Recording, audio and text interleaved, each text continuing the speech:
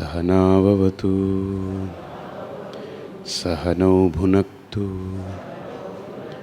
सह वीर्यङ्करवावहै तेजस्विनावधीतमस्तु मा विद्विषावहै। ओम शांति शांति शांति।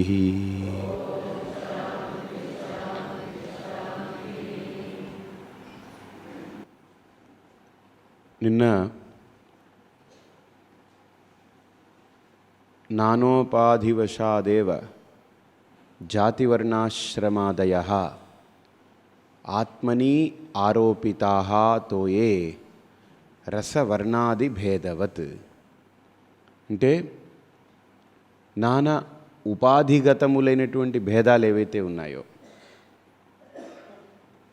అవి కల్పితములు, ఊహ. ఏ విధంగా జల బిందువులు, వర్షపు బిందువులు పైన ఉన్నప్పుడు దానికి ఏ పేరు లేదు, ఏ రకమైనటువంటి గుణక్రియా సంబంధ విశేషాలు ఏం లేవు. కానీ అది భూమి మీద పడిన తర్వాత ఏ ప్రాంతంలో పడితే ఆ ప్రాంతంలో ప్రవహిస్తున్న నదిలో కనుక అది పడితే ఆ నది పేరు దానికి వచ్చేస్తుంది, దాని గుణం దానికి వస్తుంది, దాని ప్రవాహపు ఒడి దానికి వస్తుంది. మందంగా ఉంటే మందంగా ప్రవహిస్తుంది నది అని అంటాం. అన్ని నీటికి ఆ గుణ, జాతి, గుణ, క్రియా సంబంధ విశేషాలన్నీ అంటుకుంటున్నాయి. ఎందువల్ల అంటే నానోపాధివశాదేవ జాతివర్ణాశ్రమాదయః ఇవన్నీ వస్తున్నాయి. అసలు ఈ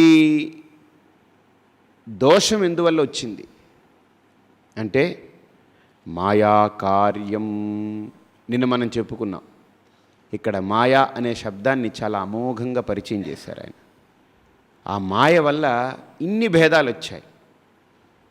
ఎన్ని భేదాలండి, ఇంకా ఎన్ని భేదాలేంటి, ఒకటా రెండా? ఊహకి అంతేమిటి, ఏదైనా ఊహించుకోవచ్చు కదా.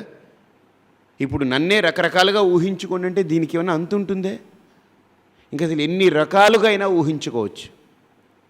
కానీ నేను ఎలా ఉన్నానో బేసిక్గా, ఫండమెంటల్గా ఇది యథార్థం. కానీ మీరు నా పట్ల ఇప్పుడు ఊహించుకున్నారనుకోండి, ఎన్నైనా ఊహించుకోవచ్చు.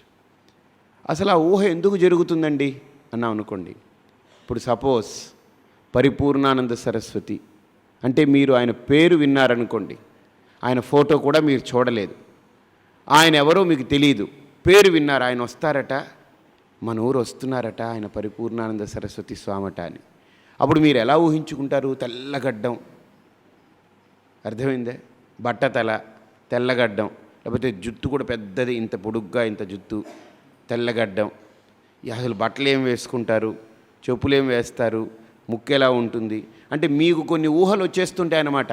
జుట్టు ఉంటుందా, జుట్టు ఊడి ఉంటుందా, బట్టతల లేకపోతే బోడితల, లేకపోతే గడ్డం ఉంటుందా, గడ్డం ఉండదా, ఆయన ముక్కు పొడుగ్గా ఉంటుందా లేకపోతే పొట్టిగా ఉంటుందా, పెదవులు ఎలా ఉంటాయి, కళ్ళు ఎలా ఉంటాయి, మనిషి ఎరుప, నలుప, చామంచాయ, పొడుగా, పుట్ట, అన్ని ఊహలు వచ్చేస్తుంటాయి మీకు. ఎందుకు తెలుసా? ఆయన ఎవరో తెలియకపోవడం వల్ల. తెలిస్తే ఇంకా ఊహలకు ఏమైనా అవకాశం ఉందా చెప్పండి?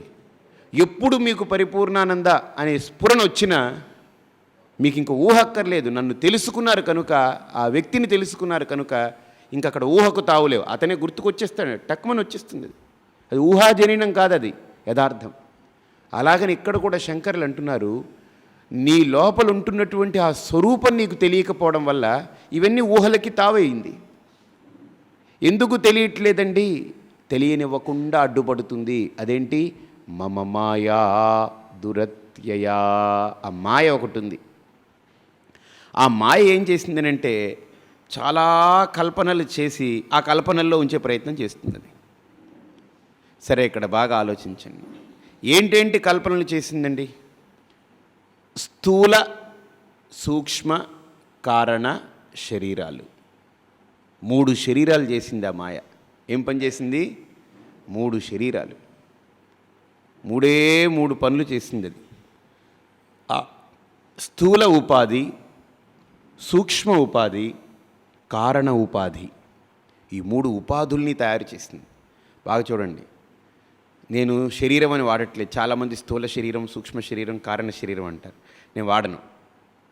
స్థూల ఉపాధి, సూక్ష్మ ఉపాధి, కారణ ఉపాధి. ఆత్మబోధ ఆ ఉపాధి అనే శబ్దాన్ని వాడుతుంది. ఎందుకు ఉపాధి అనే శబ్దం వాడిందో ఒక శ్లోకంలో బయట పెడతారాయన. బాగా వినండి. 12వ శ్లోకం నుండి అసలు ఈ స్థూల ఉపాధి ఎలా వచ్చింది, సూక్ష్మ ఉపాధి ఎలా వచ్చింది, కారణ ఉపాధి ఎలా వచ్చింది, అసలు ఉపాధి అంటే ఏంటి, ఇవన్నిటి యొక్క విశేషాలన్నీ చెప్తారు ఇక్కడ శంకర్లు. 12వ శ్లోకం చూద్దాం. పంచీకృత మహాభూత సంభవం కర్మ సంచితం శరీరం సుఖ దుఃఖానాం భోగాయతనముచ్యతే. భోగ ఆయతనం ఉచ్యతే. ఉచ్యతే అంటే చెప్పబడింది. ఏమని చెప్పబడింది? శరీరం సుఖ దుఃఖాది భోగాయతనం. శరీరం ఏమిటండి అంటే సుఖము దుఃఖము అనేటువంటి అనుభవాలని పొందేందుకు వీలైనటువంటి పరికరం అని చెప్పబడింది. సుఖ దుఃఖాది భోగాయతనం. శరీరం ఏమిటండి అంటే సుఖము దుఃఖము అనేటువంటి అనుభవాలని పొందేందుకు వీలైనటువంటి పరికరం అని చెప్పబడింది. ఇదొక గొప్ప పరికరం ఈ శరీరం. ఈ శరీరంతో అసలు ఏమి చేసేస్తున్నారు చెప్పండి? సుఖ దుఃఖాల అనుభవాలు పొందుతున్నారు. కళ్ళతో మంచి మంచి విషయాలను చూస్తున్నారు, లేదా చూడకూడని దృశ్యాలు చూస్తున్నారు. చెవితో మంచి మాటలు వింటున్నారు, లేదా వినకూడని మాటలు వింటున్నారు. ముక్కుతో మంచి సువాసన సుగంధాన్ని పీలుస్తున్నారు, లేదా దుర్గంధాన్ని పీలుస్తున్నారు. నోటితో చక్కటి పదార్థాలని రుచి చూస్తున్నారు, లేదా అరుచి కొద్దిగా ఇదిగా ఇబ్బందిగా ఉండేది తినేస్తున్నారు. చర్మంతో ఒక్కోసారి శీతలమైనటువంటి దాన్ని, లేకపోతే వేడిదాన్ని, లేకపోతే సమశీతోష్ణతను ఏదో ఒకటి పొందుతున్నాం. అంటే పంచ జ్ఞానేంద్రియాల ద్వారా విషయాల్ని, సుఖాలనిచ్చే విషయాల్ని కానీ దుఃఖాలనిచ్చే విషయాల్ని కానీ పొందుతున్నాం. అంతే కదా? కాబట్టి ఈ శరీరం అనేటువంటిది ఉపాధి, స్థూల ఉపాధి. ఇది ఎందుకండి స్థూల ఉపాధి ఎలాగుందనంటే సుఖ దుఃఖాది భోగాయతనం, స్థూల శరీరం. అందుకనే దీనికి ఉపాధి అని పేరు. సరే, ఇది ఎలా తయారైందండి? పంచీకృత మహాభూత సంభవం కర్మ సంచితం. ఇక్కడ 3 విషయాలు కలిస్తే ఈ స్థూల శరీరం వచ్చిందట. ఇది జడం, ఏమీ లేదు. ఇది ఒట్టి జడం అండి. ఇది ఒట్టి పిండం, మాంసము, ఎముకల గూడు స్ట్రక్చర్. ఇది మాంసపు పిండం, రక్తనాళాలు, అవయవాలు, అంటే లోపల ఇంకో కిడ్నీ అనో, లేకపోతే లంగ్స్ అనో, గుండె అనో, ఇవన్నీ అవయవాలు. బయటికి కళ్ళు, ముక్కు, చెవులు, కాళ్ళు అనేటువంటి గోళకాలు. ఇది ఇంద్రియం కాదు సుమి, ఈ కన్ను అంతే. ఇది నేత్రం మాత్రమే. ఇది నేత్ర ఇంద్రియం అనకూడదు, ఇది నేత్రం. దీని వెనక ఉంది ఇంద్రియం, అది మన కంటికి కనపడదు. అందుకనే కళ్ళు కొంతమందికి తెరిచి ఉంటుంది కానీ కనపడదు. కారణం ఏంటి? నేత్రం ఉంది కానీ ఇంద్రియం పని చేయట్లేదు. చెవులు బాగానే ఉంటాయి, వినపడవు. ఎందుకని? కర్ణములు ఉన్నాయి, కర్ణ ఇంద్రియం పని చేయట్లేదు. ముక్కు బాగానే ఉంటుంది, వాసన పీల్చలేడు, వారికి ఏం తెలియదు. ఎందుకని? ఘ్రాణ ఇంద్రియం లోపలుంది, అది సూక్ష్మం. కాబట్టి ఇంద్రియాలు సూక్ష్మం, అది సూక్ష్మ శరీరంలోకి వచ్చేస్తుంది, సూక్ష్మ ఉపాధిలోకి. ఏవం సప్తదశ కళాభిహి, ఆ ఇంద్రియాలన్నీ అక్కడికి వెళ్ళిపోతాయి. కానీ ఇదంతా గోళకాలు అన్నమాట. ఇవన్నీ గోళకాలు మాత్రమే. కళ్ళులా పొడుచుకొచ్చింది, ముక్కిలా పొడుచుకొచ్చింది, నోరిలా ఉంది, చెవులిలా బయటికి వ్యాపించాయి. ఇవన్నీ గోళకాలు, మాంసపు పిండం ముద్ద అంతే. ఒకటి గుర్తుపెట్టుకోండి, ఈ చెవిలా కోసేసినా చెవి వినిపిస్తుందండి. కాబట్టి ఇది కేవలం గోళకం మాత్రమే. ముక్కు ఇక్కడ తీసేసిన తర్వాత మళ్ళీ వాసన ఇది కాదు కదా ముక్కు, ఇది కేవలం మాంసపు చర్మం కప్పు ఉన్నటువంటి చిన్న ఎముక మీద మాంసపు ముద్దతోటి పైన చర్మం కప్పు ఉంది అంతే. కాబట్టి శరీరం అంటే ఏంటి? మాంసపు పిండం, ఎముకల గూడు, నెత్తురు, అవయవాలు, రక్తనాళాలు, ఇవన్నిటితోటి ఉంది. ఇది ఒక జడ పదార్థం. ఈ స్థూల ఉపాధి ఎలా పుట్టిందండి? దీంతో ఏం చేస్తామండి? దీంతో ఏముందండి? సుఖాలు దుఃఖాలు పొందడానికి ఇది ఒక పరికరం. కానీ సుఖాలు దుఃఖాలు దీనికి కాదు, దీని ద్వారా లోపల ఒకడు పొందుతున్నాడు. దీనికేమి లేదు. కళ్ళు చూసాయనుకోండి, చూసిన కళ్ళు అబ్బాబాబా నవ్వవు, ఆనందించదు కదా. కాబట్టి ఇవన్నీ కేవలం లోపలికి తీసుకునేదానికి పనికొచ్చే కిటికీలు, తలుపులు, ద్వారబంధరాలు, కన్నాలు. ఎలాగనో ఇది కూడా అంతే, ఈ శరీరం ఇది కదా. అలాగనే ఇది ఎలా తయారైందండి అసలు? ఈ స్థూల శరీరం, ఈ స్థూల ఉపాధి ఎలా తయారైంది అంటే ఇక్కడ శంకర్లు అంటున్నారు, పంచీకృత మహాభూత సంభవం కర్మ సంచితం. 3 విషయాలతోటి తయారైందట. మనం ముందేం చెప్పుకున్నాం? మాయ వల్ల కదా ఇవన్నీ లేనిపోని గొడవలన్నీ వచ్చాయి. ఈ మాయ వల్ల వచ్చింది కనుక, మాయ అంటే ఏంటి? త్రిగుణాత్మిక మాయా, 3 గుణాలు కలిగి ఉన్నటువంటిది మాయ. ఏంటేంటి? సత్వ రజస్తమో గుణాత్మిక మాయా. కాబట్టి సత్వము, రజోగుణము, తమోగుణము. శ్రద్ధగా వినండి. అసలు ఈ ఈ ఈ స్థూల సూక్ష్మ కారణ ఉపాధులు ఎలా వచ్చాయో ఇక్కడ చెప్తున్నారు ఆయన.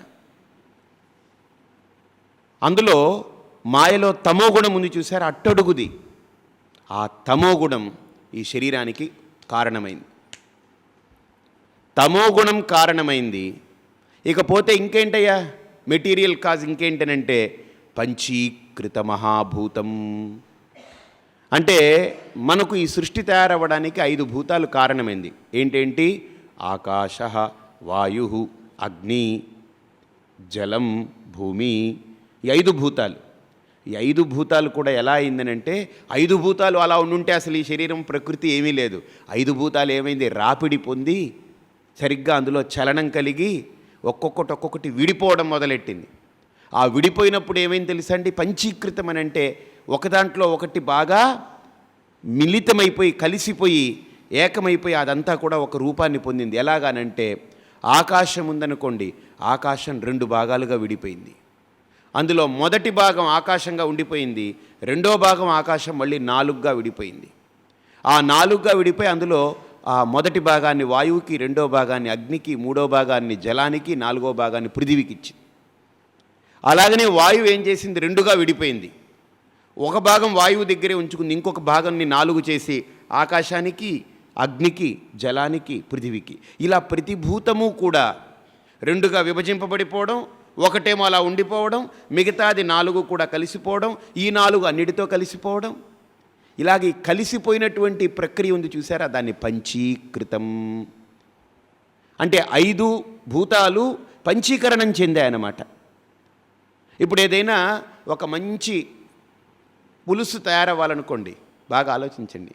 పోపులు పెట్టిలో పోపులు సామాన్లు ఉండి, కందిపప్పు డబ్బాలో కందిపప్పు ఉండి, బిందెలో నీళ్లుండి, ముక్కలు కూరగాయలన్నీ కూడా ఫ్రిడ్జ్లో ఉండి, అలా కూర్చుంటే సాంబార్ తయారవుతుందా?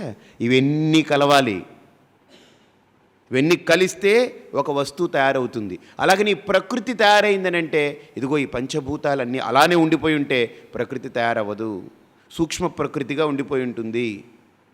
అర్థమైందా? కానీ అది స్థూలమైంది, వ్యక్తమైందనంటే ఇవన్నీ కలిశాయన్నమాట. అవన్నీ కలవడం వల్ల ఈ స్థూల ప్రకృతి తయారైంది. మనకు కనిపించే జగత్తంతా పంచీకృత పంచమహాభూతాల వల్ల తయారైంది. కనిపించే ఈ స్థూల ఉపాధి పంచీకృత పంచమహాభూతాల వల్ల తయారైంది. బాగా ఆలోచించండి. ఇంకా దీనికి ఏమిటి ఇందాక అనుకున్నాం? మాయ యొక్క తమోగుణం తోడైంది. అయితే తమోగుణం మాయది, పంచీకృతమైనటువంటి పంచమహాభూతాలు ఇవి 2 కలిశాయి. ఇక మూడోదేంటి? కర్మ సంహితం. ఈ జీవుడి యొక్క జన్మాంతర కర్మలు ఉన్నాయి కదా, ఆ కర్మ ఉండడం వల్లనే ఈ విశేషాలు ఉన్నాయి దేహంలో.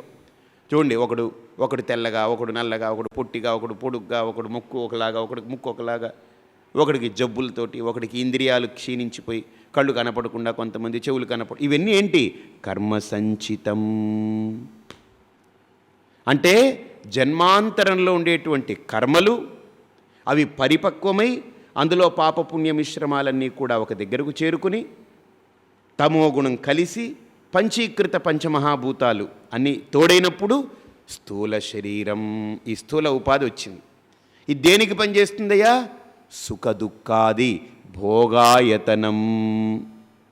అది ఈ స్థూల ఉపాధి ఇలా వచ్చిందనమాట. బాగా ఆలోచించండి. అవునండి, ఈ స్థూల ఉపాధి అండి. అయితే ఇదేనండి ప్రకృతి? కాదు, ఇది ఒట్టిది జడం. దీని లోపల 17 ఉన్నాయట. అదేంటి? సూక్ష్మ ఉపాధి. అది ఎలా తయారైందండి? ఇక్కడ అంటారు పంచప్రాణమనోబుద్ధి దశేంద్రియ సమన్వితం అపంచీకృతభూతోత్థం సూక్ష్మాంగం భోగ సాధనం. ఎంత క్లీన్ స్టేట్మెంట్ చూడండి. అపంచీకృత భూతోత్తం, పంచీకరణం చెందినటువంటి ఆ ఐదుగా విడిపోయి 5 కలిసిపోయింది, పంచీకరణం అయిపోయింది.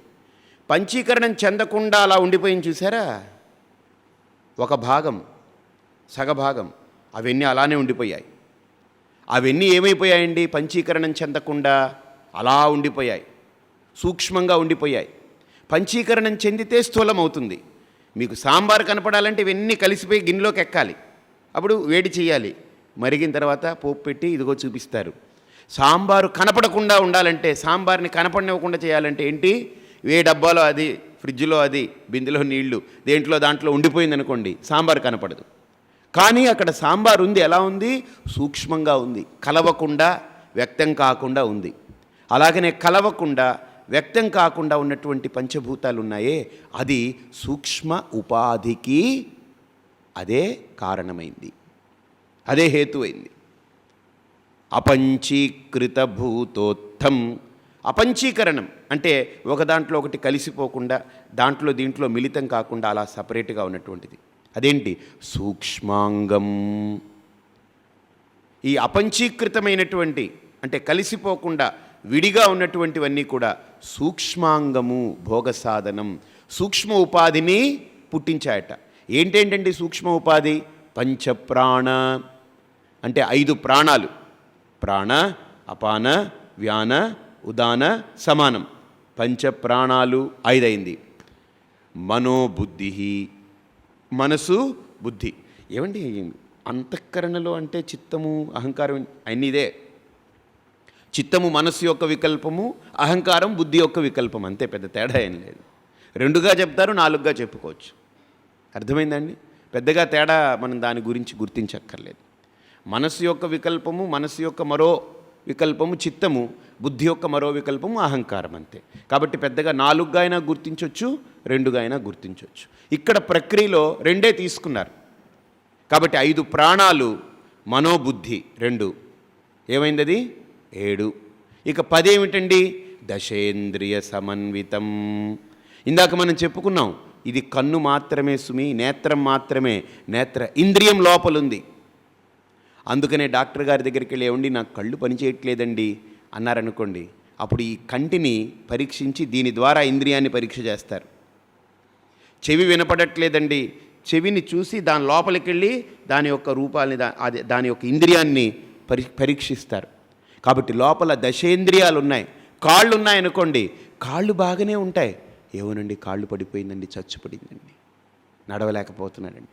చేతులు బాగానే ఉన్నాయి, ఏమిటోనండి ఎత్తలేకపోతున్నాడండి. కాబట్టి చూడండి, ఈ ఇంద్రియం లోపల ఉంటుంది, ఇది కేవలం పరికరం మాత్రమే.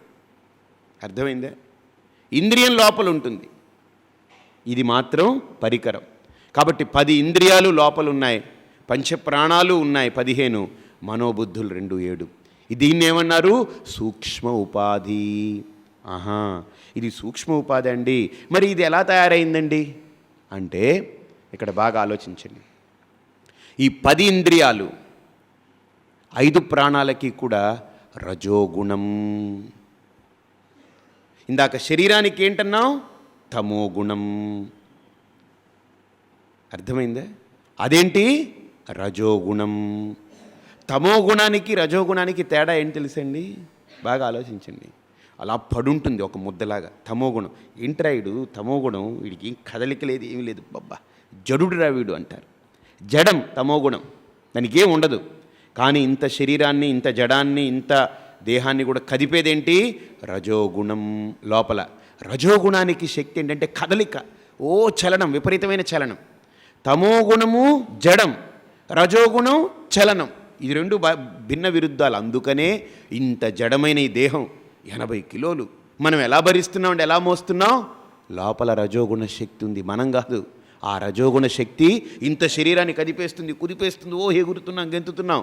ఆ రజోగుణం లేకపోతే ఇది ఒక ముద్దలాగా అలా ఉంటుంది, అంతే పడుంటుంది, ఏం చేయలేం మనం. ఎలా భరిస్తాడండి బాబు ఈ శరీరం? ఇంత శరీరం, బా ఎంత మనిషి అండి, ఇంత పొట్టండి, ఇంత ఎలా భరిస్తున్నాడండి? అంత తమో గుణాన్ని రజోగుణం భరిస్తుంది. మనమైతే చచ్చి ఊరుకుంటాం. ఎంతసేపు ఎత్తుతాం మనం? ఒక 5 కిలోలు రాయి చేతిలో పెడితే పెట్టి పెట్టి పెట్టి పెట్టి బాబో ఎప్పుడు దింపుతాం అనుకుంటాం. కానీ 80 కేజీలు 100 కేజీలు మూటని ఎలా మోస్తున్నాం మనం? రజోగుణం లోపల అది మోస్తుంది. అర్థమైందండి? అది మొయ్యడం వల్లనే మనం అలా ఉండగలుగుతున్నాం. ఈ శరీరం అలా ఉంది, ఉపాధి. కాబట్టి లోపల ఏం జరిగింది?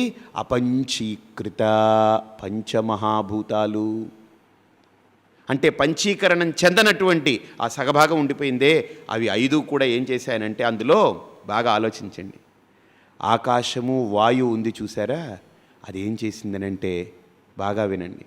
ఆకాశము వాయువు అనేది మనోబుద్ధుల్ని తయారు చేసింది. ఈ అగ్ని ఉంది చూసారా, అగ్ని, ఈ అగ్ని ఏం చేసిందనంటే ప్రాణాలని తయారు చేసింది. జలము పృథివీ ఉంది చూసారా, ఇంద్రియాలని తయారు చేసింది, జ్ఞానేంద్రియాలని, కర్మేంద్రియాలని. కాబట్టి అపంచీకృతములైనటువంటి పంచభూతాలు ఏవైతే ఉన్నాయో, మహాభూతాలు, సూక్ష్మభూతాలు, దాంట్లో ఆకాశము వాయువు మనోబుద్ధుల్ని తయారు చేసింది. అందుకనే మనోజవం మారుత తుల్య వేగం, మనస్సు గాలి నుండి పుట్టింది. అందుకనే రమణ మహర్షి కూడా మనస్సుని నియంత్రించాలంటే ఏం చేయక్కర్లేదు, వాళ్ళ నాన్నగారిని పిలిస్తే ఆ కొడుకు కంట్రోల్లోకి వస్తాడు. పిల్లాడు బాగా అల్లరి చేస్తున్నాడు అనుకోండి, మనం ఏమన్నా వినట్లేదు అనుకోండి, రే మీ నాన్నగారిని పిలుస్తానంటే ఎలాగైతే వాడు నోరు మూస్తాడో, ఈ మనస్సు మన మాట వినట్లేదు అనుకోండి, ఏం చేయక్కర్లేదు, ఆహా నువ్వు నా మాట వినవా, మీ బాబుని పిలుస్తానని చెప్పి ఏం చేయాలి? ప్రాణబంధనాన్ లీన మానసం ఏకచింతనా నాశమేత్యత వాయురోధనా లీయతే మనః జాలపక్షివత్ రోధ సాధనం. ఎంత క్లీన్ స్టేట్మెంట్ చూడండి. కొడుకు మన మాట వినలేదనుకోండి, వాళ్ళ బాబుని పిలిస్తే వాడు అలా కిచక్ కిచక్ కిచక్ కిచక్ కిచక్ ఆడిపోతుంటాడు. అందుకని ఇప్పుడు ఏం చేయాలి మనం?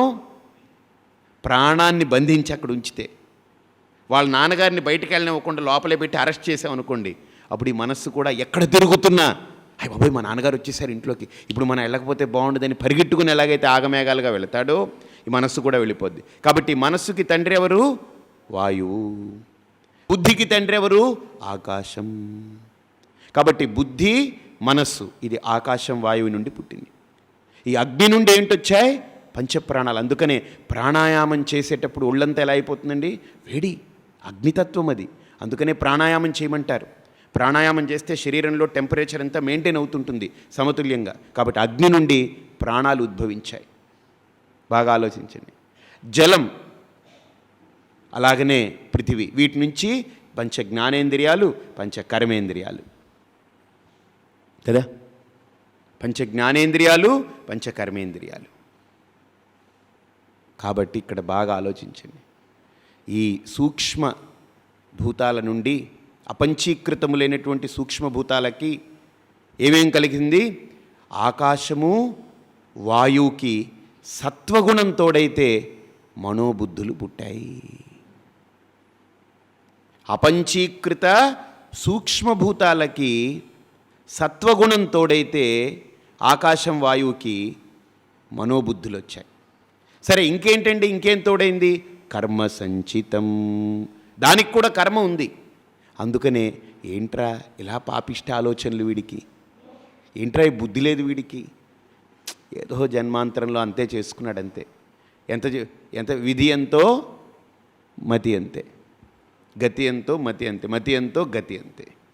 కాబట్టి కర్మ సంచితం, మంచి మనస్సు, పవిత్రమైనటువంటి ఆలోచనలు, మంచి సూక్ష్మమైనటువంటి బుద్ధి, ఇవన్నీ ఎలా వస్తుంది? జన్మాంతర సుకృత విశేషం వల్ల. పాపిష్ట ఆలోచనలు అండి బాబు, పాపాత్ముడండి బాబు వాడి బుద్ధి కూడా తిన్నగా వెళ్ళదండి, అడ్డదిడ్డంగా వెళుతుంది. ఏంటి? కర్మ సంచితం, గుర్తుపెట్టుకోండి. కాబట్టి కర్మ సంచితం, సత్వగుణం, సూక్ష్మ ఆకాశము, సూక్ష్మ వాయువు, ఇది కలిస్తే మనోబుద్ధులు వస్తున్నాయి. అలాగనే సూక్ష్మ అగ్ని, పంచభూతాల్లో సూక్ష్మ అగ్ని, దానికి రజోగుణం కలవాలి, మళ్ళీ కర్మ సంచితం, అది 3 కలిస్తే ప్రాణములు, 5 ప్రాణాలు వస్తున్నాయి, 7 అయిపోయింది.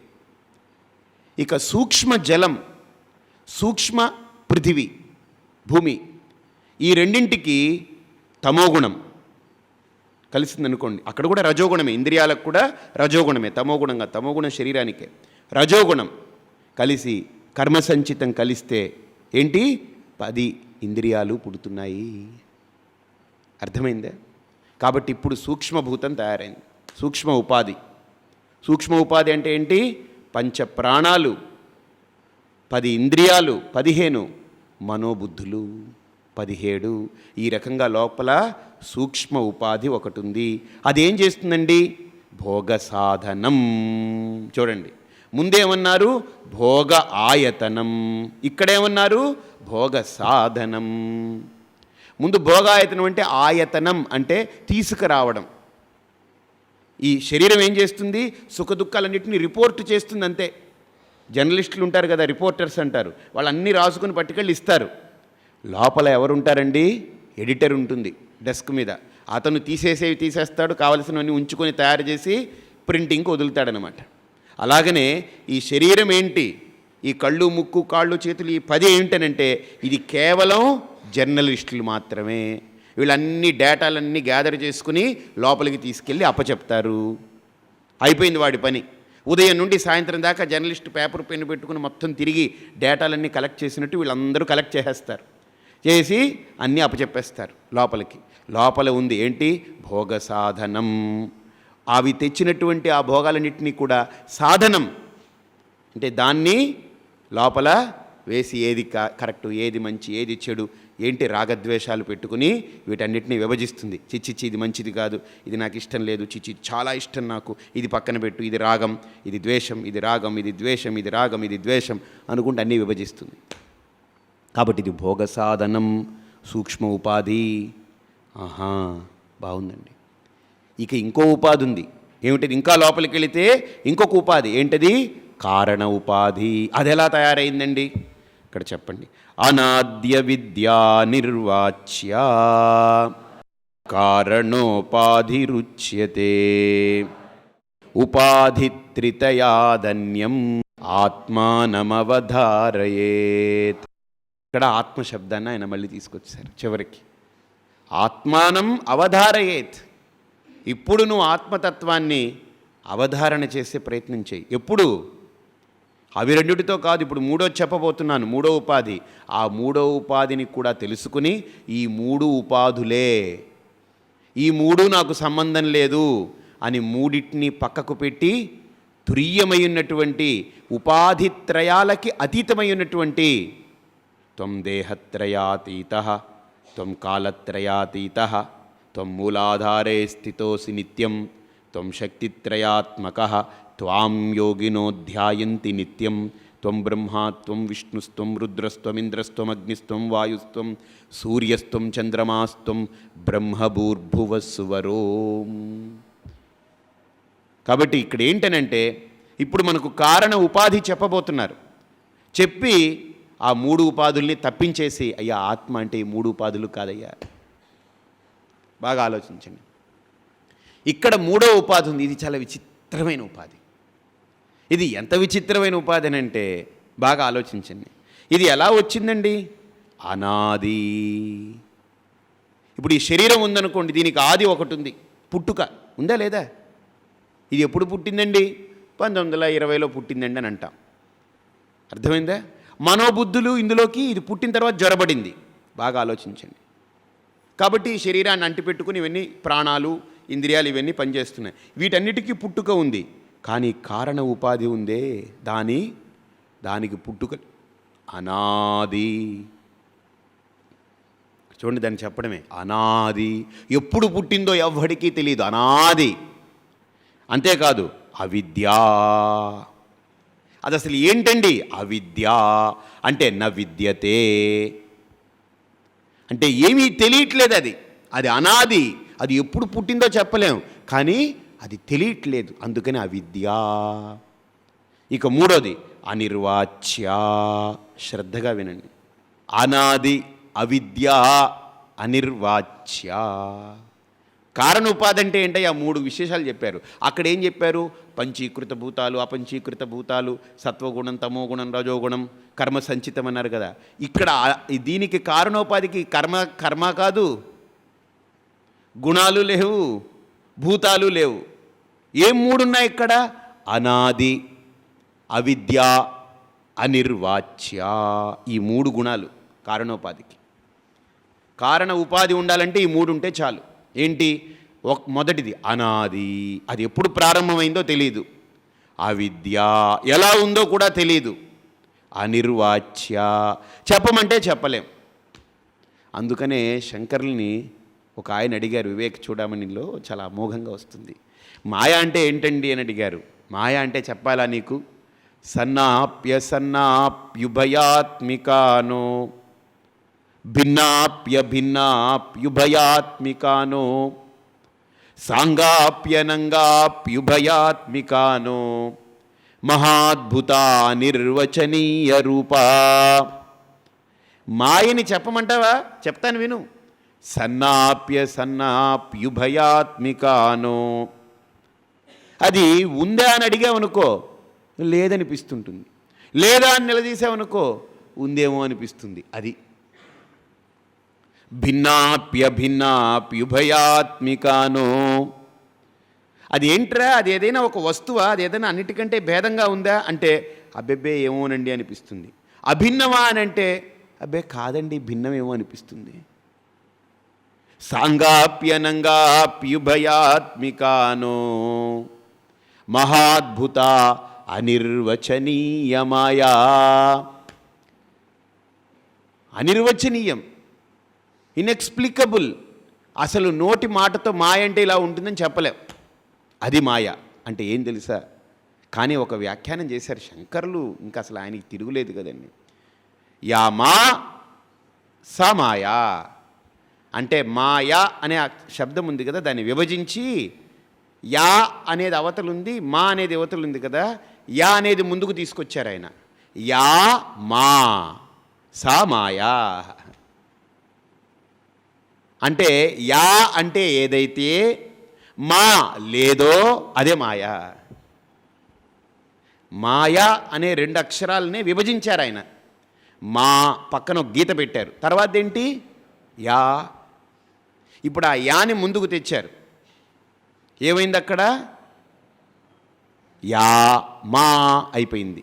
యా అంటే ఏదైతే, మా లేనిదో, అది ఉన్నట్టుగా కనిపించడమే మాయా. ఏమిటండి ఇక్కడ దీని అర్థం ఏంటండి? జన్మ లేదు కానీ జన్మ ఉన్నట్టుగా ఉంది. అసలు ఈ దేహేంద్రియ మనోబుద్ధులు నావి కావు, కానీ నేనే దేహేంద్రియ మనోబుద్ధులు అన్నట్టుగా ఉంది. పోనీ ఒక్క విషయం, కళ్ళు కనపడలేదనుకోండి, కళ్ళు కదా కనపడట్లేదు, మనం ఆ వ్యక్తిని ఏమంటాం? గుడ్డివాడు. వాడి కన్ను గుడ్డిది అని మాట్లాడట్లేదు, వాడిని గుడ్డివాడు అనేస్తున్నాం. చెవులు వినపడట్లేదు అనుకోండి, మనం ఏం చెప్తున్నాం? చెవిటివాడు. అసలు చెవులు వినపడింది చెవి వాడికి కాదు, కానీ వాడిని చెవిటివాడు అనేస్తున్నాం. కాళ్ళు నడవట్లేదు అనుకోండి, కుంటితనం వచ్చింది, అవిటితనం అనుకోండి, కుంటివాడు అంటున్నాం. నడవలేంది కాలు వాడు కాదు కదా. కానీ ఇక్కడ ఏం చేస్తున్నామనంటే దేహేంద్రియ మనోబుద్ధులు నాది కాకపోయినా అవన్నీ నేనై కూర్చున్నాను. ఎందుకని? యామా సా మాయా. ఏదైతే లేదో అవన్నీ ఉన్నట్లుగా, ఏదైతే ఉందో అది లేనట్టుగా చేయగలిగినటువంటి గొప్ప శక్తి మాయకే ఉంది. అందుకనే కృష్ణుడు అంటాడు, దైవీ హ్యేషా గుణమయీ మమ మాయా దురత్యయా.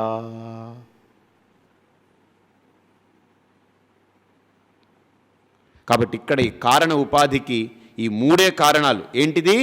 అనాది, అవిద్య, అనిర్వాచ్య. చెప్పలేం. అదే కారణోపాధి రుచ్యతే.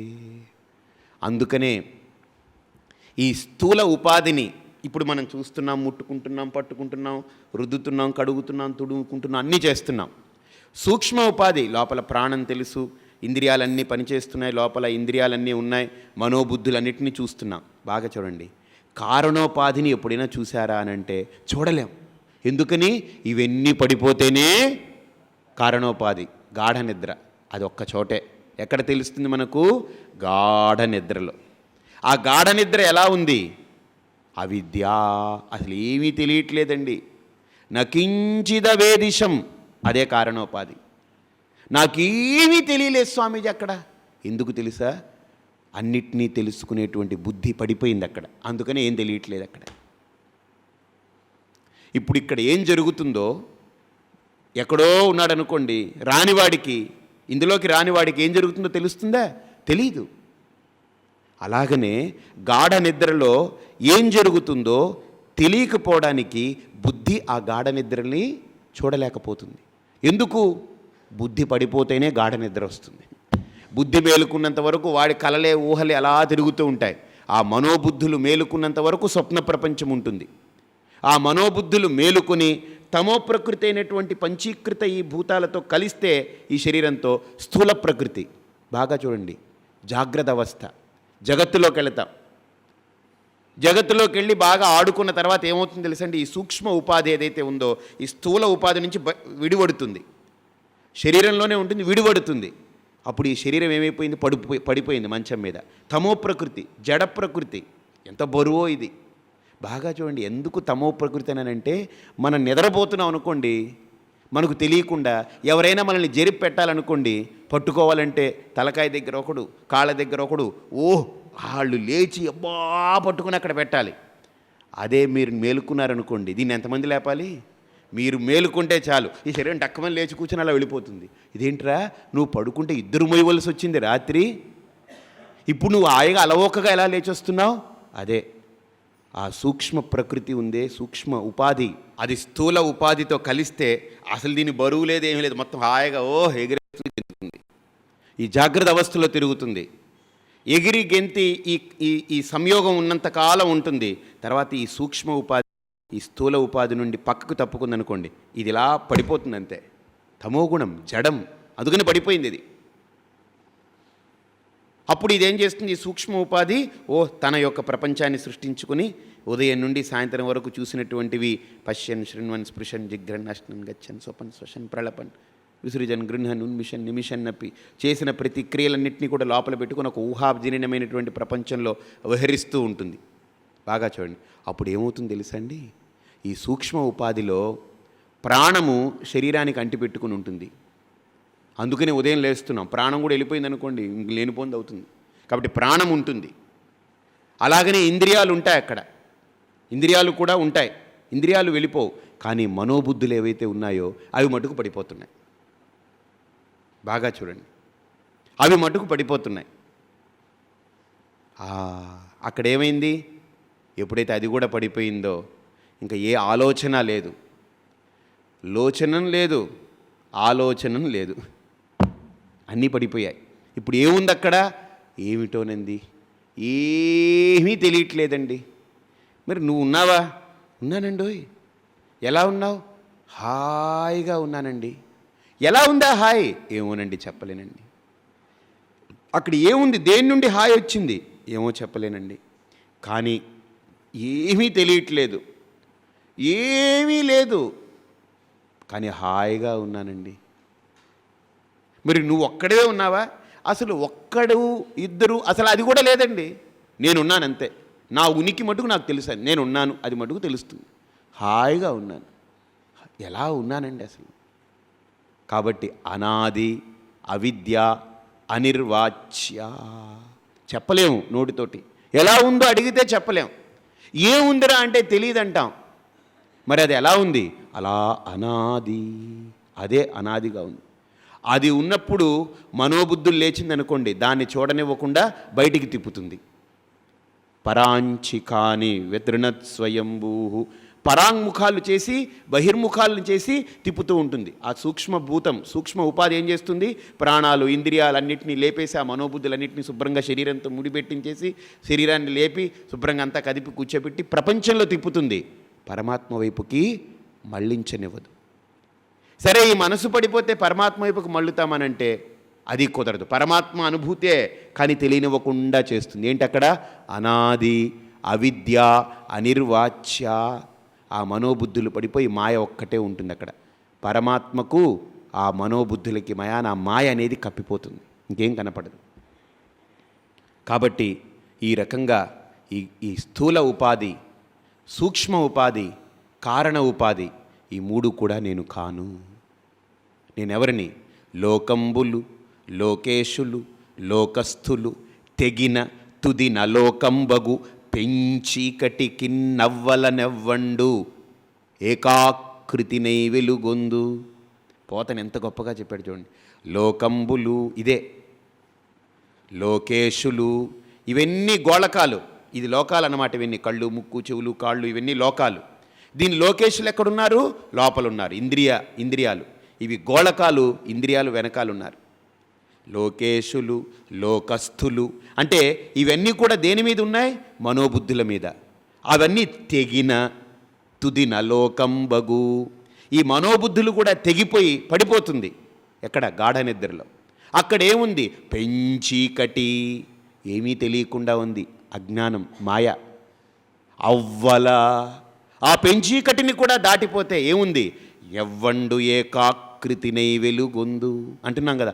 హాయిగా ఉన్నానండి, కానీ ఎలా ఉందో తెలియట్లేదండి. అక్కడ నా ఉనికి ఉందండి. కాబట్టి పోతే ఎంత గొప్పగా చెప్పారు చూడండి. లోకంబులు, లోకేశులు, లోకస్థులు, తెగిన తుదిన లోకంబగు పెంచీకటికి నవ్వల ఎవ్వండునేకాకృతినై వెలుగొందు. మొత్తం ఈ శ్లోకాల యొక్క సారాంశమంతా ఆ ఒక్క శ్లోకంలో పెట్టాడు పోతనం భాగవతం. మనం ఏంటంటే భాగవతం అంటే కృష్ణుడు పుట్టాడు, వెన్నెలు దొంగలించాడు, చీరలు పట్టుకుపోయాడు, ఈ ఫ్లూట్ వాయించాడు, గోవులన్నింటినీ కాపాడాడు, పాలు పితికాడు, గోళీలాడాడు, లేకపోతే మట్టి బుద్ధలు చేశాడు. ఇవన్నీ అక్కడే ఉండిపోతాం భాగవతం అంటే. భాగవతం అంటే మహాజ్ఞానం. అది జ్ఞానంతో మాట్లాడాలి భాగవతాన్ని. కథలు చెప్పుకుని ఆ మామగారు మనవుణ్ణి కూర్చోబెట్టుకుని ఒళ్ళో పడుకోబెట్టుకుని జోగొట్టడానికి చెప్పుకునే కథలు, బొమ్మరిల్లు కథల్లాగా భాగవతాన్ని, రామాయణాన్ని, భారతాన్ని చూస్తే మనం కూడా ఇంకా ఆ స్థాయిలోనే ఉంటాం. కథలు పక్కన పెట్టాలండి. తత్వాన్ని మనం విచారణ చేయాలి, తత్వాన్ని గ్రహించే ప్రయత్నం చేయాలి. కాబట్టి ఇక్కడ కూడా కారణోపాధి, అది కారణ ఉపాధి. ఏంటి కారణ ఉపాధి అంటే? ఏంటి? మాయా, అవిద్య పూర్ణంగా ఉంటుంది, ఏమి ఉండదు ఇంక అక్కడ. కాబట్టి ఈ మూడు ఉపాధులు కూడా నేను కాను. నేనెవరిని? శుద్ధమైన ఆత్మని. ఈ లోకంలో మనకు శాస్త్రం ఉంటుంది 5 అనాదులటండి, పంచ అనాదులు. ఏంటంటే మొట్టమొదటి అనాది దేవుడు, అనాది జీవుడు, అనాది అవిద్య, అనాది. బాగా చూడండి, జీవుడు, అవిద్య, దేవుడు, ఈ 3 అనాది. అలాగనే జగత్తు, ఇది కూడా అనాది. ఎప్పుడు పుట్టిందో ఎవడు చెప్తాడండి? చెప్పలేం. తర్వాత ఇంకో అనాది ఏం తెలుసండి? వేదములు, అవి కూడా అనాది. ఎందుకని? ఇమం వివస్వతే యోగం ప్రోక్తవానహమవ్యయం. ఈరోజు వస్తుంది. వివస్వాన్మనవే ప్రాహ మనురిక్ష్వాకవే బ్రవీత్ ఏవం పరంపరా ప్రాప్తం ఇమం రాజర్షయో విదుః సకాలే నేహ మహతా యోగో నష్టః పరంతప. వేదములు కూడా అనాది. కానీ ఒక గొప్ప విషయం తెలుసా? ఇన్ని అనాదులు ఉంటాయా అండి? మరి ఇవన్నీ ఎలాగండి? అనంతమా? కాదు, ఒక్కటే అనంతం అవుతుంది. ఇవన్నీ అనాదులే, కానీ ఒక్కటే అనంతం. మిగతావన్నీ అండి పడిపోతాయి. ఎలాగండి? వేదాధ్యయనం చేసి ఆ వేద కర్మలని అనుష్ఠించి సత్కర్మ ఆచరణ చేస్తూ ఎవడైతే శుద్ధాంతఃకరణని పొంది శుద్ధమైనటువంటి మనోబుద్ధుల్ని పొంది వేదాంత చింతన చేస్తూ సద్గురు అనుగ్రహంతో తత్వాన్ని ఎవడైతే గ్రహిస్తాడో, బాగా వినండి, అప్పుడు ఏమైపోతుంది తెలుసా అండి? ఈ జగత్తు మిథ్యగా తెలుస్తుంది, అవిద్య పోతుంది, జగత్తు అంతమైపోతుంది, జీవుడు పోతున్నాడు, ఇంకా సమస్తము ఏంటి? ఈశ్వర, పరమాత్మ ఒక్కడే ఉంటాడు, వాడు అనంతం. ఏమన్నా? ఆహా, ఈ వేద జ్ఞానం వల్ల జగత్తు బాధింపబడింది, జీవత్వం బాధింపబడింది, అవిద్య పోయింది. మరి వేదాలండి? వేదాహ యత్ర అవేదాహ భవంతి. ఈ వేదాలు కూడా పరమాత్మ దగ్గరికి వెళ్ళిన తర్వాత అవేదములైపోతున్నాయి, నిర్వేదములైపోతున్నాయి. ఏంటి? ఇక వేదములు కూడా పడిపోతాయి అక్కడ. ఎలాగా? మనం చూసాం, చితి పేర్చి వెలిగించాం, ఒక కర్రపుల్లకి బట్ట చుట్టి నెయ్యి పెట్టి కర్పూరం పెట్టి వెలిగించాం. ఆ కర్రపుల్లతోటి చితిని వెలిగించాం అనుకోండి, ఆ చితిని వెలిగించినటువంటి కర్రపుల్ల అవసరం ఉంటుందా? దాన్ని పడేసి వచ్చేస్తాం. అలాగనే ఇప్పుడు ఈ చితి, జగత్తు, జీవుడు, అవిద్య అనే చితి పేర్చాం, దానికి వేదములు అనేటువంటి కర్రపుల్లను పట్టుకుని దాన్ని వెలిగించాం. విదజ్ఞానే, వేదములంటే జ్ఞానం అని అర్థం. ఆ జ్ఞానం అనేటువంటి అగ్ని వచ్చింది ఇప్పుడు, దాంతో ఆ చితిని కాల్చేసాం. ఆ చితిలో ఏమేమి ఉన్నాయి ఇప్పుడు? జగత్తు, జీవత్వం, అవిద్య అన్నీ ఉన్నాయి. ఆ మూడు కాలిపోయాయి. ఇప్పుడు ఈ పుల్లను పట్టుకొని వస్తామా? దీన్ని కూడా అక్కడ పడేస్తాం, వేదములు అనేటువంటి దాన్ని కూడా అక్కడ పడేస్తాం. ఏమైపోయింది? అన్నీ పడిపోయాయి. అంతవంత ఇమే దేహాః నిత్యస్యోక్తా శరీరిణః అనాశినో అప్రమేయస్య తస్మాద్యుధ్యస్వ భారత. ఇవన్నీ అంతవంతములే. జగత్తు అంతవంతమే, జీవత్వము అంతవంతమే, అవిద్య అంతవంతమే, వేదములు కూడా అంతవంతములే. కానీ ఎంత గొప్పదో చూడండి. ఆ వేదములు ఉంటేనే ఇవన్నీ అంతములైపోతాయి. ఆ వేదముల్ని పట్టుకోకపోయామా ఇవన్నీ అలానే ఉంటాయి. అది కూడా అలా కంటిన్యూ అవుతుంటుంది ఎవడైతే ఆ వేదాలను ఆశ్రయించాడో. అందుకనే శంకరాచార్యుల వారు సాధనా పంచకంలో కూడా మొట్టమొదట వేదో నిత్యమధీయతాం తదుదితం కర్మస్వనుష్ఠీయతాం తేనే సస్య విధీయతాం అపచితి కామ్యే మతిస్త్యజ్యతాం పాపౌఘః పరిధూయతాం భవసుఖే దోషోనుసంధీయతాం ఆత్మేచ్ఛా వ్యవసీయతాం నిజగృహాత్ తూర్ణం వినిర్గమ్యతాం. సాధన పంచకంలో మొట్టమొదటి వాక్యమైన వేదో నిత్యమధీయతాం. అంతేగాని ఆయన పురాణో నిత్యమధీయతాం, రామాయణో నిత్యమధీయత అని చెప్పలేదు. ఎందుకని? అవి సత్యాన్ని చెబుతున్న కథాభాగం ఎక్కువ ఉంటుంది. అందుకనే దాన్ని చెప్పే వాళ్ళందరిలో ఇంచుమించు 99% కథల వరకే పరిమితం అయిపోయి అదిలాగా ఇదిలాగా రాముడిలాగా కృష్ణుడిలాగా వాడిలా వాయించాడు, వీడిలా మోగించాడు, వీడిలా కొట్టాడు, ఈ కథలే చెప్పుకుంటుంటారు. ఏం రాముడు వేటగాడా? చెప్పండి. నేను పోలీసా? కాదు కదా. ఆ అవతారం యొక్క వైశిష్ట్యం కొంతవరకే. ధర్మాన్ని ప్రబోధించేంతవరకే దాన్ని ఉపయోగించుకోవాలి. ఆ తర్వాత తత్వానికి వెళ్ళాలి మనిషి, తత్వదర్శి కావాలి. ఎప్పుడవుతాడండి తత్వదర్శి? చిత్వదర్శనం తత్వదర్శనం. అందుకనే నేను సత్సంగానికి ఆ పేరు ఎందుకు పెట్టాను? తత్వదర్శిని అని ఎందుకు పెట్టాను? అందులో వచ్చే ప్రతి వ్యక్తి కూడా తత్వాన్ని దర్శించాలి. ఎప్పుడు? చిత్వదర్శనం తత్వదర్శనం. ఆ చైతన్యాన్ని దర్శించినప్పుడు, నిరామయమైనటువంటి ఆ చైతన్యాన్ని దర్శించినప్పుడు తత్వదర్శనం అవుతుంది అది. అందుకని ఆ సత్సంగానికి పేరేంటి? తత్వదర్శిని. కాబట్టి ఇక్కడ కూడా బాగా వినండి.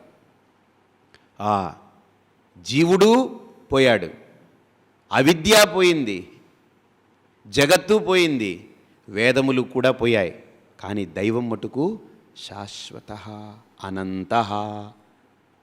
ఇవన్నీ అనాదులే, దైవం కూడా అనాదే. కానీ ఇవన్నీ అంతమైపోయాయి. కానీ పరమాత్మ అనంత కంటిన్యూ అవుతూనే ఉంటాడు. ఎప్పటి వరకు? ఎప్పటి వరకు ఇంకేంటి లేదు, దేశకాలాలు లేవు, అన్నీ పడిపోయాయి. అన్నీ పోయాయి, వాడే మిగిలాడు. బాగా ఆలోచించండి. కాబట్టి ఇక్కడ ఈ కారణ ఉపాధిని కూడా తొలగించి చూస్తే తెలుస్తుంది అని ఇక్కడ శంకరులు చాలా అమోఘమైనటువంటి విషయాన్ని చెప్తూ ఆయన ఇంకొక అడుగు ముందుకు తీసుకెళ్ళి ఏమంటారంటే, ఈ స్థూల సూక్ష్మ కారణ ఉపాధులున్నాయే ఇవేనయ్యా పంచకోశాలుగా విడిపడిపోయి ఆ ఆత్మను అలాగా చుట్టుముట్టున్నాయి. ఆ ఆత్మను అలా చుట్టుముట్టున్నాయి. ఎలాగా? పంచకోశాది యోగేన తత్తన్మయ ఇవ స్థితః శుద్ధాత్మా నీలవస్త్రాది యోగేన స్ఫటికో యదా. యథా అంటే ఏ విధంగా? స్ఫటికం చూడండి, స్ఫటికానికి ఏదైనా కలర్ ఉంటుందా? శుద్ధమైనటువంటిది అది. అంటే శుద్ధం అంటే తెల్లగా ఉంటుందండి స్ఫటికం అంటారు. తప్పు. తెల్లగా ఉండదు, తెల్లగా ఉండదు. నీళ్లు తెల్లగా ఉంటుందండి అంటారు. నీళ్లు తెల్లగా ఉండదు. అది పాలు తెల్లగా ఉంటుంది, నీళ్లు తెల్లగా ఉండదు. మరి నల్లగా ఉంటుందండి? నల్లగా ఉండదు. ఏ రంగు అండి? ఏ రంగు లేదు. బాగా ఆలోచించండి, ఏ రంగు లేదు నీళ్ళకి. స్ఫటికం కూడా మీరు చూడండి, దానికి ఏ రంగు ఉండదు. ఎందుకని? నీళ్లలో నుంచే పుట్టింది ఆ స్ఫటికం. కారణం యొక్క గుణం కార్యంలో కూడా ఉంటుందే ఉండదా? ఆ నీళ్లలో నుంచే పుట్టింది స్ఫటికం.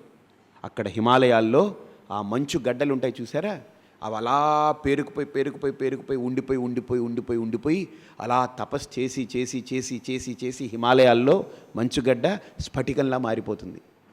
అలా ఎన్ని సంవత్సరాలో ఆ మంచు అలాగ లోపలికి వెళ్ళి భూమిలో తపస్సు చేసి చేసి చేసి చేసి స్ఫటికమైన తర్వాత బయటపడితే మనం తీసుకొచ్చి దాన్ని శంచమే మయశ్చమే ప్రియంచమే అనుకామశ్చమే అభిషేకం చేస్తున్నాం. అంటే అది ఏం చెప్తుంది తెలుసా? ఒరే, నేను నీళ్లగా ఉండిపోయింటే నన్ను నువ్వు బాత్రూంలో తిప్పేసుకుని పైన పోసుకుంటావు, ఎక్కడెక్కడో తగిలిస్తావు, నన్ను తీసుకెళ్ళి నోట్లో వేసి పుక్కిలిస్తావు, మలమూత్ర విసర్జన చేసే ప్రదేశాలన్నీ తగిలిస్తావు. కానీ నీకు అందకూడదని నేను తపస్సు చేశాను, సాధన చేశాను, అన్నిటినీ విసర్జించాను. నేను ఇప్పుడు ఏమైపోయాను? స్ఫటికమైపోయాను. ఇప్పుడు నన్ను నువ్వేం చేస్తున్నావు? తీసుకెళ్ళి ఆలయం కట్టి అక్కడ ప్రతిష్ఠ చేసి నాకు మొక్కుతున్నావు. కాబట్టి ఇక్కడ బాగా ఆలోచించండి. ప్రాకృతికంగా అలా ఉండిపోయాం అనుకోండి, అంతే, దానికి విలువ లేదు. అదే తపో జనీనమైనటువంటి తపస్సు చేసి తపమాచరించి వ్రతనిష్టతోటి మనం కనుక జీవితాన్ని కనుక తపోభూయిష్టంగా మన శరీరాన్ని, మన మనస్సుని, ఇంద్రియాల్ని మార్చుకోగలిగామా, మనం ఆరాధింపబడతాం, దైవం అయిపోతుంది. జలం ఆఫ్టర్ ఆల్ ఒక నీళ్లే తపస్సు చేస్తే శివలింగం అయిపోయింది, స్ఫటికలింగం శివుడైపోయాడనంటే మరి ఇంత బుద్ధి, మనస్సు, ఇంత ఉన్నటువంటి ఇంత శక్తి ఉన్న మనం గనుక కొంత తపస్సు చేస్తే చాలు. దానికైతే కొన్ని వేల సంవత్సరాలు, దీనికి అక్కర్లేదండి. మనకు జస్ట్ గురువు వాక్యాల్ని పట్టుకుని వెళ్ళిపోతే చాలు. ఒక ఆయన అడిగారు, ఎందుకండి దానికి అన్ని వేల సంవత్సరాలు? అంటే పాపం దానికి గురువు లేడు, అందుకని అన్ని వేల సంవత్సరాలు తపస్సు చేయవలసి వచ్చింది. నీకు గురువు ఉన్నాడు, జస్ట్ 29వ తేదీ దాకా శ్రద్ధగా వింటే చాలు, ఏం అక్కర్లేదు, వచ్చేస్తుంది, ఇది తప్పకుండా సిద్ధిస్తుంది ఇది. కాబట్టి స్ఫటికం అనేది అది ఎలా ఉంటుందనంటే దాని కారణం ఏంటి? నీళ్లు, జలం. జలానికి ఏ రకంగా ఏ రంగు లేదో బాగా చూడండి, ఏ రంగు లేదు దానికి, తెలుపు, నలుపు, ఎరుపు ఏం లేదు. బాగా చూడండి, అందుకనే మీరు ఏ రంగు కలిపితే ఆ రంగులోకి నీళ్లు మారిపోతుంది. అలాగనే స్ఫటికం కూడా ఏ రంగు ఉండదు, తెల్లగా ఉంటుందేమోనండి, తెలుపు కాదు, అది పారదర్శకత. రంగు ఉండదు, పారదర్శకం. అంటే పారదర్శకం అనంటే, పారం అనంటే దాటి అవతల ఉన్నటువంటి దాన్ని తెలియజేస్తుంది. ఇప్పుడు నేను స్ఫటికం పెట్టుకున్నాను అనుకోండి, ఇక్కడి నుంచి నేను చూస్తే ఆ స్ఫటికంలో మీరు కనిపిస్తుంటారు, అవతల నుంచి మీరు చూస్తే ఆ స్ఫటికంలో నేను కనిపిస్తుంటాను. బా, ఎంత గొప్ప విషయం అండి. స్ఫటికాన్ని ఇక్కడ పట్టుకుంటే నేను, నాకు మీరు కనిపిస్తారు అందులో, అంటే మీరు అందులో ఉన్నట్ట కాదు. అదే మీరు చూడండి, మీరు చూశారనుకోండి స్ఫటికాన్ని, యువతలోనే నేను కనిపిస్తుంటాను, నిజానికి అందులో మీరు లేరు, నేను లేను. ఎప్పుడు తెలుస్తుంది? అది పక్కకు తీసామనుకోండి ఏమీ ఉండదు. కానీ అటువంటి స్ఫటికానికి ఏదైనా ఒక వస్త్రం ఉందనుకోండి, దాని మీద పెట్టామనుకోండి, ఆ స్ఫటికం కూడా ఎలా ఉంటుంది? నీలి రంగు వస్త్రం పెట్టామనుకోండి, దాంట్లో ఆ స్ఫటికం పెడితే ఎలా కనిపిస్తుంది? స్ఫటికం నీలి రాయి కింద కనిపిస్తుంది. ఇదేదో బ్లూ స్టోన్ ఏమోనండి, శనికి మంచిదండి అని పైకి తీస్తాం. బే, ఇది బ్లూ స్టోన్ కాదండి. అదే మీరు ఎర్ర వస్త్రంలో పెట్టారనుకోండి, అది ఎర్రగా కనిపిస్తుంది. అప్పుడు మీరు ఏమనుకుంటారంటే, అబ్బో ఇది కెంపండోయ్ అని బయటికి తీస్తారు. బే, కాదండి, పక్కన పెడతారు. బాగా చూడండి. అదే ఒక పచ్చ వస్త్రంలో పెట్టారనుకోండి, అది పెట్టున్నారనుకోండి, దాన్ని చూస్తే ఇదేదో మరకతం అండి, పచ్చండి, ఒరిజినల్ పచ్చలా ఉందండి బాబు అని తీస్తారు. తీస్తే స్ఫటికం అండి. అలాగనే ఇక్కడ కూడా ఈ ఆత్మస్వరూపం అనేటువంటిది శుద్ధ స్ఫటికం. దానికి ఏ వర్ణం లేదు, ఏ గుణం లేదు, ఏమీ లేదు. అది కూడా నిష్కల్మషమైనటువంటిది, మహాశక్తి. దాంట్లో ఏమీ లేదు, ఏ దోషము లేదు, ఏ మలము లేదు, పవిత్రమైనటువంటి స్వరూపం. కానీ ఎందుకండి ఇలా జీవత్వాన్ని, అవిద్యను, ఇవన్నీ తెచ్చిపెట్టుకుని ఇలా బాధపడుతుంది? నేను శరీరం, నేను ఇంద్రియాలు, నేను మనస్సు, నేను బుద్ధి, నేను అది, నేను ఇది, అజ్ఞానిని, జ్ఞానిని, పండితుణ్ణి, పామరుణ్ణి, ధనికుణ్ణి, పేదవాణ్ణి, దరిద్రుణ్ణి, బుద్ధి లేనివాణ్ణి, బుద్ధిమంతుణ్ణి, సన్యాసిని, బ్రహ్మచారిని, గృహస్థుని, వానప్రస్థుని, బ్రాహ్మణుణ్ణి, క్షత్రియుణ్ణి, వైశ్యుణ్ణి, శూద్రుణ్ణి, ఇవన్నీ ఎందుకు వస్తున్నాయి? పంచకోశాది యోగేన, ఈ పంచకోశాల యొక్క యోగం వల్ల. యోగం అంటే కలయిక. ఆ పంచకోశాదుల్లో కలిసి ఉండడం వల్ల తత్తన్మయ ఇవ స్థితః, దాని యొక్క దోషాలన్నీ దాని మీద పడిపోతున్నాయి. ఆ పడేసుకుని అలా బ్రతుకుతూ ఉంది. ఎలాగా? శుద్ధాత్మా నీల వస్త్రాది యోగేన స్ఫటికో యదా. ఏ విధంగా స్ఫటికాన్ని ఒక వస్త్రం మీద పెడితే ఆ వస్త్రం యొక్క రంగు దానికంటే ఆ వర్ణపు మాణిక్యమో రత్నమో అనుకుంటామో, భ్రమపడతామో, అది శుద్ధమైన స్ఫటికమైన, అలాగనే ఆ దోషం దేనిది? స్ఫటికానిదే. దేనిది? వస్త్రాన్ని. ఆ రంగు దేనిది? వస్త్రంది. కానీ అది స్ఫటికంది అనుకోవడం, స్ఫటికంది దోషమా, వస్త్రంది దోషమా? చూసేవాడిది దోషం. అలాగనే ఇక్కడ శంకర్లు అంటున్నారు, అబ్బాయి, ఈ ఈ ఈ మైల, ఈ అవిద్య, ఈ జీవత్వం, ఈ రాగద్వేషాలు, ఈ కామక్రోధాలు, ఇవన్నీ ఏంటి? సత్వరజస్తమో గుణాత్మికమైనటువంటి మాయ వల్ల, కర్మసంచితం వల్ల ఈ దేహేంద్రియ మనోబుద్ధులన్నీ పుట్టి పంచప్రాణాలు, ఇంద్రియాలన్నీ ఇలాగ ఈ కుళ్ళు కల్మషంతో ఉందది. అది దాని యొక్క స్వభావం. అది బట్టకి రంగు ఎలా స్వభావమో దీనికి ఈ గుణాలన్నీ స్వభావం. కానీ ఇందులో ఆ శుద్ధమైన ఆత్మ ఉందే, దానికి ఇదేదీ లేదు. అది దాని యొక్క స్వరూపం, శుద్ధమైనది. కానీ ఇందులో ఉండడం వల్ల ఇవన్నీ అంటున్నాయి కదా, నేను బ్రాహ్మణుణ్ణి, బ్రాహ్మణోహం, క్షత్రియోహం, వైశ్యోహం, శూద్రోహం, నేను కాపు, నేను కమ్మ, నేను రెడ్డి, నేను మాల, నేను కమ్మ, అది ఇది అనుకుంటూ. కార్తీక మాస వనభోజనం, కమ్మ వనభోజనం, కాపు కార్తీక వనభోజనం, బ్రాహ్మణ వనభోజనం, వైశ్యవన భోజనం, అందులో ఆర్య వైశ్యవన భోజనం, కళింగ వైశ్యవన భోజనం, క్షత్రియ వన భోజనం, రెడ్డి వన భోజనం. వనం దగ్గరికి వెళ్ళారనుకోండి, అది వనమే. రెడ్డి వనం, కాపు వనం, కమ్మ వనం ఉండదు, వనమే. భోజనము భోజనమే. ఈడు పట్టుకోవడం వల్ల కాపు భోజనం, కాపు వనం, కమ్మ వనం, కమ్మ భోజనం, బ్రాహ్మణ వనం, బ్రాహ్మణ భోజనం. ఇది ఇది ఎక్కడొచ్చింది? ఎవరిలో లోపం ఇది? వీడిది. భోజనంలోనూ లోపం లేదు, వనంలోనూ లోపం లేదు. వనం వనమే, భోజనం భోజనమే. వీడు అంటడం వల్ల వీడెళ్ళి ఇప్పుడు పూర్వం రోజుల్లో ఇళ్లల్లో ఏంటంటే కలుపుకునేవారు కాదు. 3 రోజులు అంటే బయట ఉండాలి. బాగా చూడండి, మనం ఏ బట్టలు వేసుకుని జాగ్రత్తగా చూడండి. ఒకవేళ కనుక తెలియకుండా వాళ్ళు ముట్టుకున్నాం అనుకోండి, అయిపోయింది, మైల బట్ట. ఈ బట్టలన్నీ విప్పేయాలి. అందుకని చంటి పిల్లలు ఉంటారు, మరి వాళ్ళకి తెలియదు. వాళ్ళు తల్లి దగ్గరికి వెళ్ళిపోతారు, తల్లిని పట్టేసుకుంటారు. అందుకని 3 ఏళ్ళు 4 ఏళ్ళు వచ్చేదాకా అవగాహన ఉండదు కనుక ఆ 4 ఏళ్ల వరకు ఆ 3 రోజులు ఆ తల్లి బట్టలు వేయదు వాడికి. మమ్మల్ని అలా తీపిస్తేవారు బట్టలు లేకుండా. ఎందుకని వెళ్ళి తల్లిని ముట్టుకుంటాం, ముట్టుకున్నప్పుడల్లా ఒక్కో జత విప్పి ఉతకాలంటే చచ్చి ఊరుకుంటారు వాళ్ళు. కాబట్టి అందుకని కష్టం కనుక బట్టలు వేసేవారు కాదు, అలా తిప్పేవారు అనమాట. అలా కూర్చునేవాళ్ళు అంతే. ఎందుకని? ఆ వస్త్రాలు. నాకు పెద్ద అయిన తర్వాత ఒక డౌట్ వచ్చింది, బాగుంది బట్టలు వేసుకుంటే మైలంటున్నావు, మరి ఈ శరీరానికి మైలు లేదేంటి అని అడిగాను. ఏం చేస్తాను, తీసి ఉతుకుతావేంటి దాన్ని, కొంచెం చంపుతావా? మైల ఉంది అంటే ఏం తెలుసండి, ఆ క్రిములు ఉంటాయి చూసారా, ఆ యాంటీ జెమ్స్ ఉంటాయి, అది వస్త్రాల ద్వారా త్వరగా అంటుకుంటాయి అన్నమాట. అందుకని మైల పాటించము. ఇప్పుడు ఎలా కుదురుతుంది స్వామీజీ? అందుకనే జబ్బులు కూడా అలా హాయిగా వచ్చి కూర్చుంటాయి ఇంట్లో. ఆ 3 రోజులు ఆ రజో ప్రకృతి, అది మహా తీక్షణమైన ప్రకృతి. ఇళ్లల్లో తిరగకూడదు. అందుకనే బయట ఒక గది ఉండేది, అక్కడ పడుకుంటారు. అక్కడ ఆ చాప వేరు, ఆ పాత్ర వేరు, ఆ గదిలో ఉండేవారు. ఆ బట్టలు కూడా వాడిన తర్వాత దాన్ని కాల్చేసేవారు, అన్నీ చేసేవారు. ఎందుకు? మైల అంటే ఇంకో రకంగా కాదు, అది హానికరం. ఇప్పుడు అవన్నీ చూస్తే స్వామీజీ, అందుకనే ఎన్ని జబ్బులో, ఎన్ని రకరకాల ఆ పేర్లు, జబ్బులకి పేర్లు చూడండి, అసలు మనం ఏం ఊహించలేకపోతున్నాం.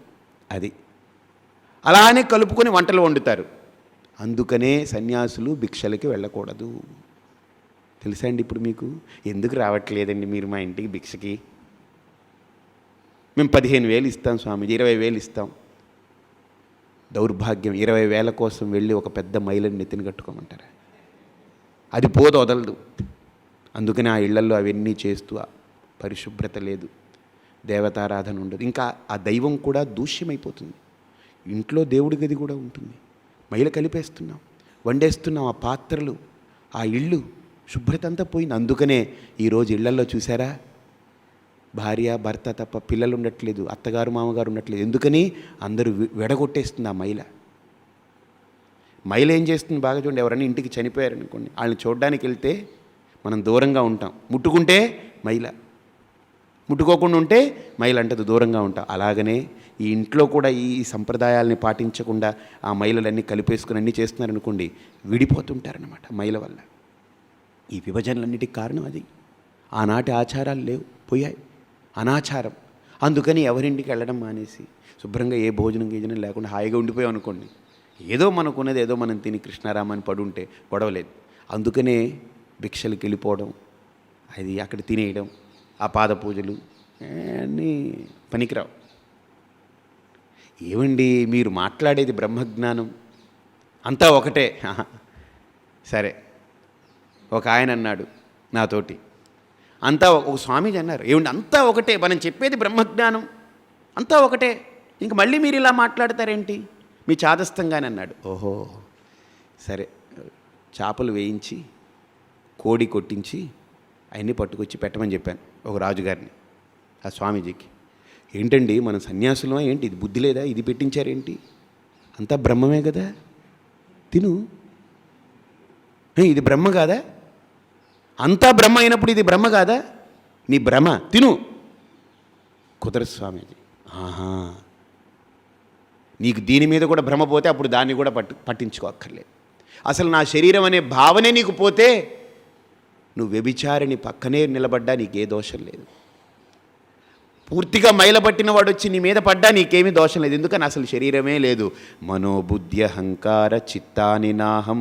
అందుకనే చూడండి, శివుణ్ణి మన పురాణాల్లో ఎలా కల్పించారంటే స్నానం చేయడు, పళ్ళు తోమడు. విష్ణు అన్ని ఆభరణాలు అన్ని అలంకారాలతో ఉంటాడు, శివుడు స్నానం చేయడు, పళ్ళు తోమడు, ఆ మైల వస్త్రాలు, ఆ జటాజూటాలు చింపి. అంటే అర్థం ఏంటంటే, అబ్బాయి ఈ స్థూల ప్రకృతి ఇంత మైల, కానీ నాకు ఆ స్పర్శే లేదు. నేనెవడిని? చిదానంద రూప శివోహం శివోహం. నువ్వు ఆ స్థాయికి వెళ్ళిపోయావు అనుకో, అంటే కేవలం మాటల వల్లే కాదు సుమా. సుబ్రహ్మణ్య మైదానంలో కూర్చొని ఇన్ని వేల మందిని కూర్చోబెట్టి గుద్దేసినంత మాత్రాన సరిపోదు, అది మాటలే.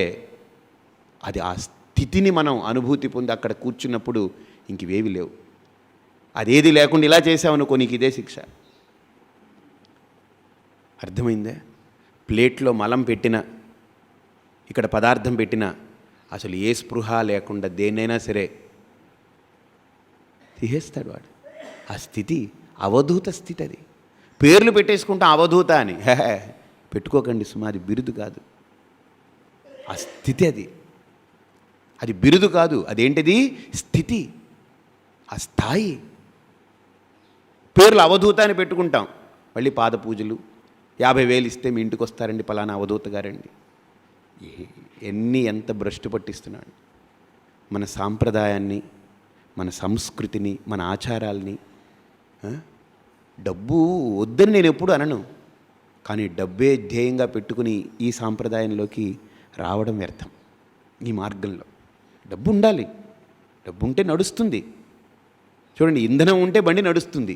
అందుకని కారులో ఇంధనం కావాలి కదా అని మీ వాటర్ క్యాన్లో పెట్రోలు, లోపల ట్యాంకులో పెట్రోలు, మీ పెట్టిలో పెట్రోల్, అన్నిట్లో పెట్రోల్ నింపుకుంటారా?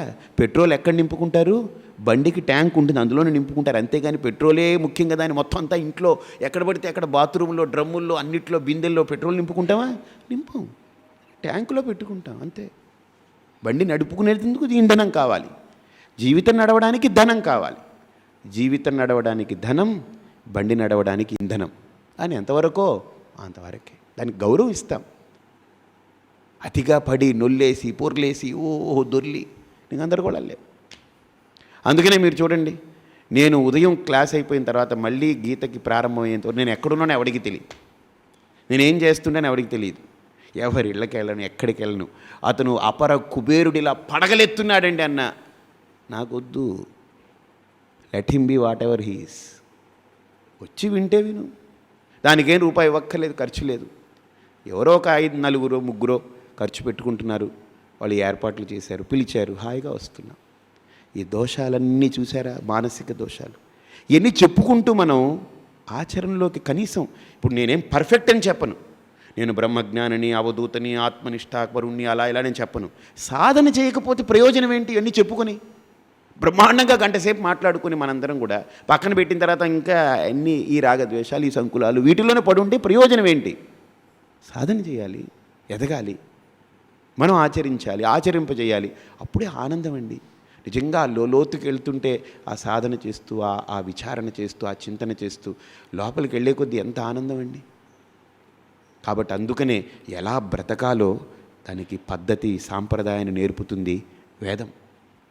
అందుకనే సదాచారులైనటువంటి సద్బ్రాహ్మణుల్ని మనం సేవిస్తే వాళ్ళు మనకు నేర్పుతారు, అయ్యా ఇలా కాదు స్వామీజీ, అలా కాదు. అందుకనే నేను పండితుల్ని ఎప్పుడు దగ్గర ఎందుకు పెట్టుకుంటాను తెలుసండి, సద్బ్రాహ్మణుల్ని ఎందుకు నేను పూజిస్తాను, గౌరవిస్తాను తెలుసా? వాళ్ళు మనకు చెబుతారు, స్వామీజీ పలానా ధర్మసూత్రాల్లో ఇది ఉంది, ఇలా మీరు చేయకూడదండి. ఇప్పటికీ నేను వింటుంటాను.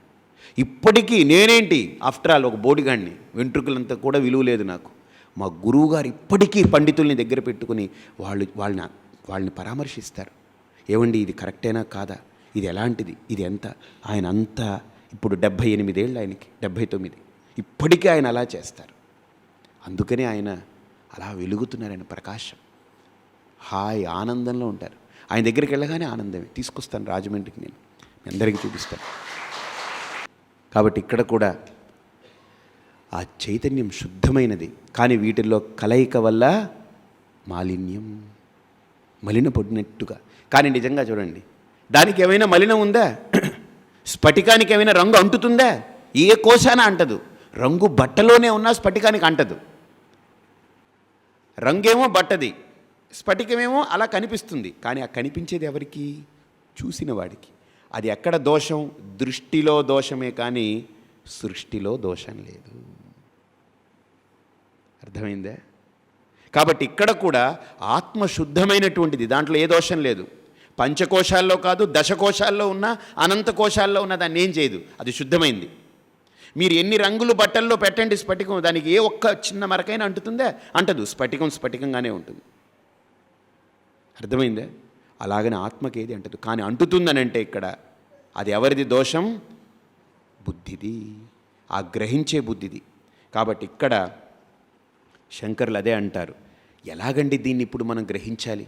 అసలు ఆ దోషాన్ని అతిక్రమించి ఆ బుద్ధిని ఒక్కసారి పరిశుద్ధం చేసి ఎలా గ్రహించాలి అని అంటే ఇక్కడ శంకరులు అంటున్నారు, వపుస్తుషాదిభిః కోశైః యుక్తం యుక్త్యవఘాతతః ఆత్మానమంతరం శుద్ధం వివిచ్యాత్తండులం యథా. ఒక గొప్ప ప్రక్రియ, ఇదో శ్లోకం అనుకోకండి, గొప్ప సాధన ప్రక్రియ. ఇక్కడి నుంచి మొదలు పెడతారు ఆయన. చాలా అద్భుతంగా ఉంటుంది. టైం పడుతుంది కనుక రేపు చూద్దాం. హరి ఓం.